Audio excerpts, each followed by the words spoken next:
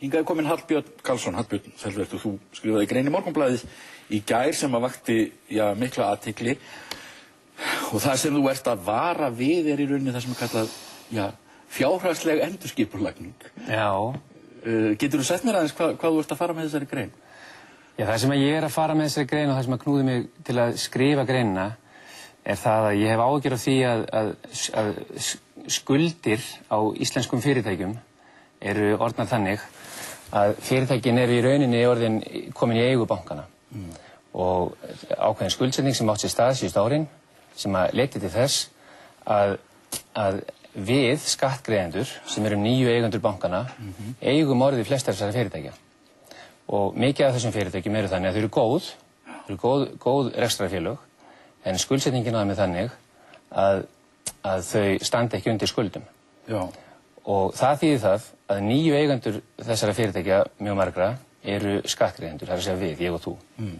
Og ég hef áhyggjur af því að það sé í gangi einhvers konar ferli eða hugsanlega þetta ferli sé ekki í gangi að það sé hugsað það að hámarka virðið á þessum eignum fyrir okkur. Þú vilt að virðið á þeim sé hámarkað fyrir skattgreiðendur hinna nýju eigendur. Já, vegna þess að reglan á að vera sú að ef að félög komast í þrot og get ekki borgað á skuldum sínum, þá er það bara nákvæmlega eins og þegar vinur minn missti hús fyrir einhverjum árum síðan, að hann komst í þá stöðu að hann skuldaði mikið, gæti ekki greitt af húsinu, og þá kemur bankinn og tekur á honum húsið og selur húsið á uppboði. Það er auglýst í Morgunblaðinu og allir geta boðið í og húsið er bara selt hæstbjóðanda og þannig virkar þetta. En þessi fjárhagslega endurskipulagning sem þú ert að vara við, hún felst í því, er það ekki að fyrri eigendur fyrirtækjanna er að reyna að fá skuldirnar afskrifaðar, niðurfelldar? Jú, það sem ég kannski uppalega að hugsa í þessu eru öll þessi fjárfestingafélög á Íslandi sem hafa tekið á sig alveg gríðarlegt magna skuldum til að kaupa önnur rekstrarfélög. Þau eru líka skuldsett. Þetta leiðir til þess að félagi stendur ekki sem sagt undir þessum skuldum sínum og þá gerist það að það sem ég reyna að koma að það sem að þegar fjárfestingafélag kemst í þrot á ekki fyrir skuldum að þá er í rauninni virði fjárfestingafélagsins inn í rekstrarfélagið lítið sem ekki neitt því það var bara uppalega fjármagn. Það var fjármagn sem kerði þetta áfram. Eigið fé eigendana og skuldir. Það er ekki einhver sérþekking hjá þessum aðilum í því að reka félagið, ekki beint, heldur koma þér inn sem fjármagnseigendur. Og ef að fjármagnið er farið, eigið fé þeirra, þá hafa þeir í sjálfu sér ekkert meira að gera inn í félaginu. Nei, ég skil. Og þess vegna finnst mér að eigið féð inn í þessum félögum, það er hlutaféð, bankinn á að taka það yfir. Því að bankinn er raun og orðinn eigandi þessum félögum. Og það er það sem að knýr mig uppalega til að skrifa þessa grein vegna þess að mig grunar og veit að það er bara í gangi það ferli núna að núna eru menn sem eru með félög sem eru óskuldsett að reyna að ná til sín eignum aftur með þessar aðferð, að fá gefnar eftir skuldir. Og það er verið að beita miklu þrýstingi inn í hvað bönkunum? Mig grunar það. Ég þekki náttúrulega ekki alveg til skilanefndunum? Ég þekki náttúrulega ekkert til inn í skilanefndunum eða bönkunum þannig sé. Ég er náttúrulega kemur að bönkunum sem fjárfestir. Og það sem að mér finnst vera kannski aðalgallin við þetta kerfið allt er að það er rosalega lokað. Það veit enginn hvað er í gangi. Hér eru seldar út eignir, út úr til dæmis bara, ég veit ekki hvort ég ætti að taka ákveðin dæmi eins og 365. Þar eru eignir 365 seldar út, félagið er ekki komið í greiðslustöðvun, en það er augljóslega í vandræðum. Og sá sem ræður því, hvort þessir eignir eru seldar út úr 365 eða ekki, er náttúrulega bankinn. Það er hlutafélagi sjálft sem ákveður söluna, en sá sem hefur endanlega loka orðið með það hvort þessi sala á sér stæði ekki, er bankinn. Og þetta finnst mér vera bogið. Það vissi enginn að þetta verði til sölu. Nei. Þetta er ekki boðið mér og þér. Nei. Eða neinum öðrum. En þú meinir að það hefði átt að gera það? Að sjálfsögðu. Bankinn finnst mér, og ég er náttúrulega hlutað í bankan núna, þetta er bankættar landsmanna, þannig að hann finnst mér, að taka þessar eignir til sín og tryggja það að hæsta verði fáist fyrir okkur, en ekki fyrir einhverja gamla hluta við þessum félögum, sem að hafi í rauninni ekkert valjú inn í félögunum lengur, þeir eigi peningin til.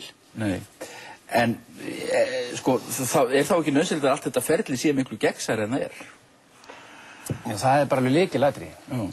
Nú er þetta allt algjörlega lokað og skilanefndir sem dæmi, ég meina það er ekkert þess á þeim, við veitum ekkert hvað þær eru að gera, þær sendi ekki frá sér neinar tilkynningar og ef að segjum að ég hafi áhuga á því að kaupa eitthvað félag sem heitir sölu, þá gerist það þannig að ég þarf að fara niður í bankann, láta vita að ég hafi áhuga og vonast til að mér sé hleypt af borðinu. Og það er ekki alltaf gert. Stundum fær maður engin gögn, stundum fær maður hluta af gögnunum, stundum fær maður ekki neitt.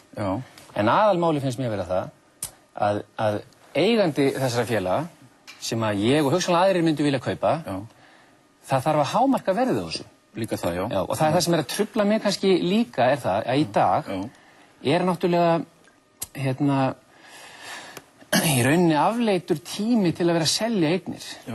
Vegna þess að í dag er staðan þannig að það er allt hrikalega ódýrt og ekki kannski bara í dag, heldur næstu 2 árin. Næstu 2 árunum verða fyrirtæki ódýr vegna þess að til litli peningar og rekstrarumhverfi er slæmt. En þeir sem að í gegnum tíðina hafa hagnast mest á því að kaupa fyrirtæki eru þeir sem kaupa fyrirtæki þegar að hlutirnir eru ódýrir. Og það er aðeins að trufla mig ef ég er hluthafi í bankanuna og bankin á orðið einhverja eign sem ég get tekið yfir og að mínu viti ætti að taka yfir, þá finnst mér að til að hámarka virðið á þessari eign fyrir skattgreiðendur, þá þarf ríkið og við að fara að hugsa það hvernig getum við átt áfram hluti í þessum félögum, ekki bara selja fyrirtækin burtu, heldur eiga í þeim áfram hluta. Og alls ekki selja búta úr fyrirtækjum sem í greiðslustörfum í þroti til gömlu hluthafanna fyrir, eða selja eða bara afskrifa skuldina þeirra. Það finnst mér vera alveg fráleit hugmynd, af því að uppleggið í þessu kerfi hjá okkur er það að hlutaféð er það fjármagn sem tapast fyrst. Síðan tapast skuldirnar. Þannig ef að hlutafi sem að segjum FL Group, ef að hlutafarnir eiga ekki meiri pening til að koma inn í hlutaféð, sem hlutaféð sem sagt, að þá er frálegt að fara að gefa þeim eftir skuldir til að geta haldið eftir einhverju eign í félaginu. Þetta finnst mér bara grundvallar prinsip sem þarf að vera í heyri haft. Nú þú ert fjárfestir og búin að vera í þessum bransa lengi og málið er að menn eins og þú ekkert mikið að koma fram og tala og segja Nei, og einhvern veginn. Nei, ég hef ekki sérstakann hag á því beint að koma hingað sem fjárfestir, af því að ákveð ætti bankinn að vera að tala við mig eitthvað sérstaklega mikið ef ég að koma og kvarti við því hvað bankinn er að gera eða hvað hann er ekki að gera. En ég lít bara á það þannig að í dag er ástandið orðið þannig að mér er alveg sama hvort að ég fæ að kaupa eitthvað eða ekki. Það er ekki það sem ég er eftir. Það sem ég er eftir er það að ferlið sé bara opið, hlutir séu boðnir til sölu, þeir sem geta boðið hæst, þeir fá að kaupa, ekkert annað ráð í ferð. Og það sem ég vil líka er að almenningur, skattgreiðendur sem eru eigendur í bönkunum, að þeir fá að eiga áfram hluta í þessum félögum. Og ef ég tæki bara eitthvað dæmi, ég veit ekki, FL Group sem dæmi í greiðslustöðu núna, þá finnst mér mjög óráðlegt að það félag verði til dæmis að selja eignir út frá sér, tala nú ekki um að auglýsa það hreinlega og láta alla vita þannig að allir geti boðið.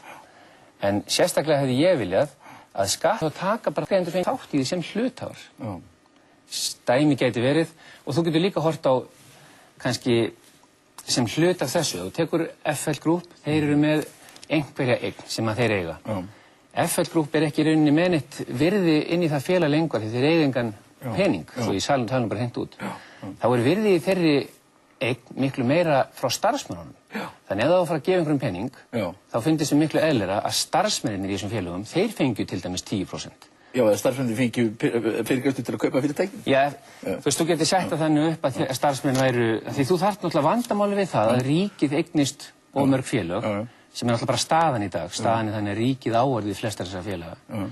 Vandamáli við það er að reka þessi félög áfram, því að ríkið er náttúrulega afleitur eigandi. Ég hef aldrei trúið því að ég kem í sjónvarpið hérna og fær agitera fyrir einhverjum aðferðum sem að ríkið ætti að beita til að eiga félög. Ég vil að ríkið selji félög. En staðan er bara þannig í dag, ef við erum alveg heiðarleg, að þá eru þessi félög komin í fangið á ríkinu í gegnum bankana og þar með í hendurnar á skattgreiðendum. Og það sem að mér finnst er það að ef það á að fara að gefa einhverjum pening eða færa einhverjum eitthvað virði, þá er miklu meira viti því að færa starfsmönnum þessara félaga. Þeir fengju segjum 10%, svo ég seti upp eitthvað bara dæmi, þeir fengju að taka 10% ef að vel gengur í rekstrinum, einhverjum fjárfesti, innlendum, erlendum, hverjum sem er, sá sem kemur með eitthvað auka peningin í félagið, hann fengi að kaupa kannski segjum sem dæmi 30% og þá eru 40% farin og 60% sem eftir að bara ríkið myndi halda því.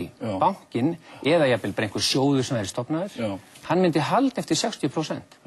Og þá væri markmið það að halda á þessari eign í einhver tíma, þangað til meira viti að selja eignina. Þetta eru merkilega tillögur, Hallbjörn. Ég bara þakka þér kærlega fyrir að koma í þátt. Takk fyrir það.